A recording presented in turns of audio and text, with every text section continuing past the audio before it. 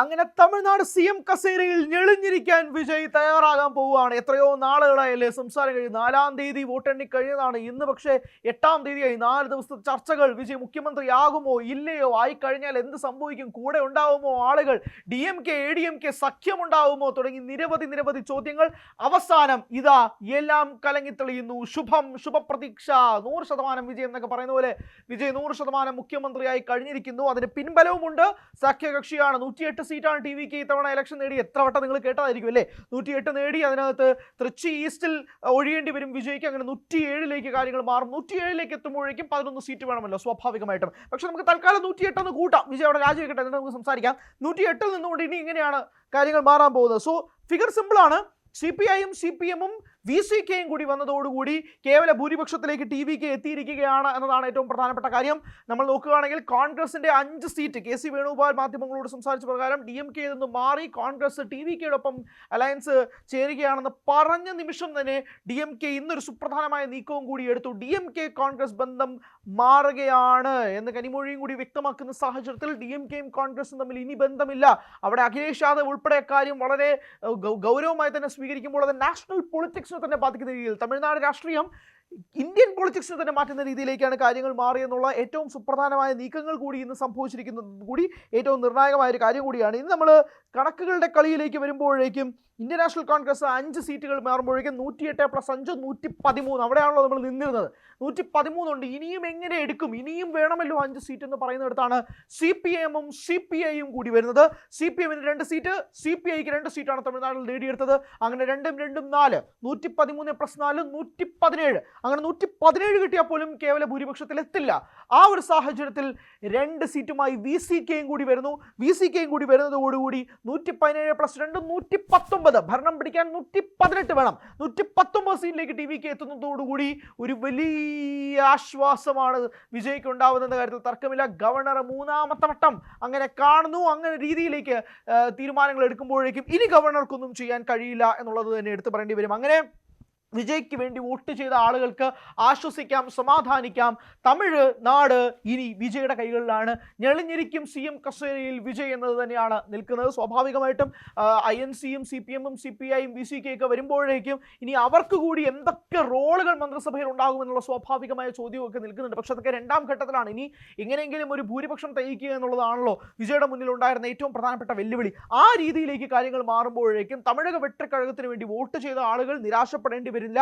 ഇടയ്ക്ക് DMK ADMK സഖ്യമൊക്കെ വരുമെന്നൊക്കെ പറഞ്ഞുള്ള റിപ്പോർട്ടുകളൊക്കെ ഉണ്ടായിരുന്നു. പക്ഷെ അതൊന്നും തൽക്കാലത്തേക്ക് നമുക്ക് മാറ്റിവെക്കാം. കാരണം അത് സംഭവിക്കാൻ പോകുന്നില്ല. സ്റ്റാലിൻ ഉൾപ്പെടെ പറഞ്ഞത് 6 മാസത്തേക്ക് ഞങ്ങൾ വിജയെ ഒന്നും ചെയ്യില്ല, ബുദ്ധിമുട്ടിക്കില്ല എന്നുള്ള രീതിയിൽ തന്നെയാണ്. ഓക്കെ, ആയിക്കോട്ടെ, അതങ്ങനെ രീതിയിൽ പോകുന്നു. പക്ഷേ TVK ഇതാ കേവല ഭൂരിപക്ഷം തികച്ചിരിക്കുന്നു എന്നുള്ള ഏറ്റവും നിർണായകമായ വാർത്തയാണ്. ഇന്നത്തെ ദിവസത്തിലെ ഏറ്റവും പ്രധാനപ്പെട്ട കാര്യങ്ങൾ. നമ്മൾ കേരള രാഷ്ട്രീയത്തെക്കുറിച്ച് സംസാരിക്കുമ്പോഴേക്കും VDയും RCയും KCയും ഒക്കെ വെച്ചുള്ള ചർച്ചകളൊക്കെ നടക്കുമ്പോൾ പോലും ഹൈക്കമാൻഡിൽ നിന്ന് നിർദ്ദേശം കിട്ടി 2 ദിവസത്തിനുള്ളിൽ തന്നെ, ഒരുപക്ഷെ ഞായറാഴ്ചയ്ക്കുള്ളിൽ തന്നെ മുഖ്യമന്ത്രി ആര് കേരളത്തിൽ എന്നുള്ള തീരുമാനത്തിലേക്ക് എത്താം. പക്ഷേ അവിടെ തമിഴ്നാട്ടിൽ, നമ്മുടെ തൊട്ടയൽപ്പക്കത്തെ സംസ്ഥാനത്തിൽ കാര്യങ്ങളിൽ ഏകദേശം ഒരു ചിത്രത്തിൽ എത്തി നിൽക്കുകയാണ്.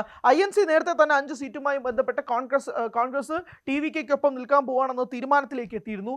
CPIയുടെ ഭാഗത്ത് നിന്നും അവർ ഇത്തവണ ഒരു ലെറ്റർ പുറത്തുവിട്ടിരിക്കുകയാണ്. അങ്ങനെ TVK CPI സഖ്യവും കൂടി കടന്നു വരാൻ പോവുകയാണ്. എന്ത് കാരണവശാൽ പോലും BJPയുമായിട്ട് കൂടെ നിൽക്കില്ല എന്നുള്ളത് തന്നെയാണ്. ഇപ്പോൾ DMKയും സ്റ്റാലിൻ പറഞ്ഞൊരു കാര്യം, ADMK ആദ്യം BJPയിൽ നിന്ന് മാറട്ടെ, എന്നിട്ട് നമുക്ക് സഖ്യം ചേർന്നതിനെ കുറിച്ച് ആലോചിക്കാം എന്നത് വരെ സ്റ്റാലിൻ പറയുന്ന ഒരു സ്ഥിതിവിശേഷത്തിലേക്ക് കാര്യങ്ങൾ മാറി. പക്ഷേ ഇവിടെ TVK CPI രീതിയിലേക്ക് കാര്യങ്ങൾ മാറുകയാണ്. അതിൻ്റെ ലെറ്റേഴ്സ് ഉൾപ്പെടെ പുറത്തു വന്നു. Communist party of India Tamil Nadu state കൗൺസിലിൻ്റെ കത്ത് വരെ പുറത്തു വന്നിരിക്കുന്ന ഒരു പശ്ചാത്തലത്തിൽ കൂടിയുണ്ട്. അങ്ങനെ അലയൻസ് പൂർണ്ണമായി മാറിയിരിക്കുന്നു. 119 MLA നമ്മൾ തൃച്ചി ഈസ്റ്റ് കുറച്ചാൽ 118. തൃച്ചി ഈസ്റ്റിൽ ഒരു ബൈ ഇലക്ഷൻ നടക്കുമല്ലോ. ആ ബൈ ഇലക്ഷനിൽ ആരാണ് TVKയുടെ സ്ഥാനാർത്ഥി എന്നൊക്കെ നമുക്ക് നോക്കാം. പക്ഷേ എന്നാൽ പോലും 119 സേഫാണ്. സേഫായിട്ടുള്ള രീതിയിലേക്ക് കളികൾ എത്തിച്ചിരിക്കുകയാണ് നിലവിൽ TVKയും വിജയും എന്ന് വേണ്ടി പറയേണ്ടി വരും.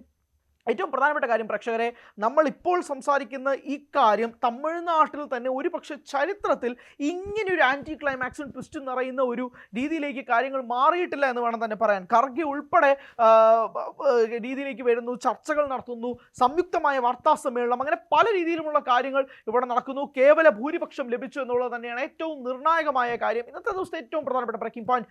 ആയടാ അണ്ണൻ CM ആയടാ എന്ന് ഇനി തമിഴ്നാട്ട് ആരാധകർക്ക് നെഞ്ചു പിരിച്ച് പറയാം.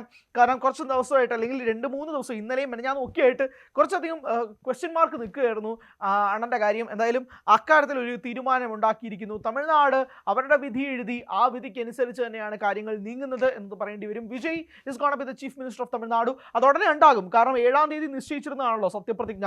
ജവഹർലാൽ നെഹ്റു ഇൻഡോർ സ്റ്റേഡിയത്തിൽ വെച്ച് നടക്കേണ്ടിയിരുന്ന സത്യപ്രതിജ്ഞയാണ്. പക്ഷേ ഗവർണറുടെ അനുമതി കിട്ടാത്തത് കൊണ്ട് തന്നെ ആ രീതിയിലേക്ക് കാര്യങ്ങൾ നടന്നില്ല. അപ്പോൾ അവിടെ വെച്ച് അത് പോസ് ചെയ്തിരിക്കുകയായിരുന്നു. ഇനി അത് റെസ്യൂം ചെയ്യും. അവിടെയുള്ള പരിപാടികളും വർക്കുകളൊക്കെ ഇനി നടക്കും. നെഹ്റു ഇൻഡോർ സ്റ്റേഡിയത്തിൽ വെച്ച് നടക്കുമ്പോൾ അത്രയും കൂട്ടം ഉണ്ടാവില്ല, അത്രയും ആളുകൾ വിജയ് സ്ഥാനാരോഹണം ഏറ്റെടുക്കുക, സത്യപ്രതിജ്ഞ വാചകം ചൊല്ലുന്നത് കാണാൻ വേണ്ടിയിട്ടുള്ള അത്രയധികം ആളുകൾ ഉണ്ടാവും. സ്വാഭാവികം എത്രമാത്രം ആരാധക കൂട്ടമുള്ള വ്യക്തിയും കൂടിയാണല്ലോ വിജയ്. തമിഴ്നാട്ടിൽ ഓരോ സ്ഥലത്ത് പോയി പര്യടനങ്ങൾ നടത്തുമ്പോഴും ഇലക്ഷൻ ക്യാമ്പയിൻ നടത്തുമ്പോൾ പോലും നമ്മൾ കണ്ടതാണ് ആ ജനക്കൂട്ടം. ആ കൂട്ടം സ്വാഭാവികമായിട്ടും അവരുടെ CM വിജയെ കാണാനും കൂടി വേണ്ടിയിട്ടെത്തും. അത് തന്നെയാണ് ഇന്നത്തെ ഏറ്റവും പ്രധാനപ്പെട്ട കാര്യം. അങ്ങനെ സിനിമയിൽ തിളങ്ങി നിന്ന വ്യക്തി ഇനിയിപ്പോൾ CM കസേരയിൽ എന്തൊക്കെ മാറ്റങ്ങൾ സൃഷ്ടിക്കും? ഓക്കെ, നമ്മളിപ്പോഴൊക്കെ നോക്കുമ്പോഴേക്കും വിജയ് CM ആയി സന്തോഷമുള്ള കാര്യമൊക്കെയാണെന്ന് പലരും പറയുമ്പോൾ പോലും ഇനിയാണ് കളി. എന്താണ് ഇനി വിജയ് ചെയ്യാൻ പോകുന്നത്? വിജയുടെ മാറ്റങ്ങൾ എന്തൊക്കെയായിരിക്കും? TVKയുടെ മാനിഫെസ്റ്റോ ഉൾപ്പെടെയുള്ള കാര്യങ്ങൾ പരിശോധിക്കും. ഭരണത്തിലേറിക്കഴിഞ്ഞാൽ ജനങ്ങൾക്ക് ഗുണമുണ്ടാകുന്ന രീതിയിലേക്ക് വിജയുടെ കാര്യങ്ങൾ മാറുമോ ഉൾപ്പെടെയുള്ള സ്വാഭാവികമായിട്ടുള്ള ചോദ്യങ്ങൾ അവിടെ നിലനിൽക്കുന്ന പശ്ചാത്തലത്തിൽ കൂടി നിൽക്കുമ്പോഴാണ് വിജയുടെ TVK 119 സീറ്റുകളിലേക്ക് എത്തിയിരിക്കുന്നു. കേവല ഭൂരിപക്ഷം ലഭിച്ചിരിക്കുന്നു TVKക്ക് എന്നുള്ള ഏറ്റവും നിർണായകമായ വാർത്ത ഇന്നത്തെ ദിവസത്തിൽ തന്നെ ഏറ്റവും നിർണായകമായ കാര്യത്തിലേക്കും കൂടി വരുന്നത്. അങ്ങനെ Vijay ആരാധകർക്കും TVK ആരാധകർക്കൊക്കെ ആശ്വസിക്കാം. 4 പാർട്ടികളാണ്: CPM, CPI, VCK, INC.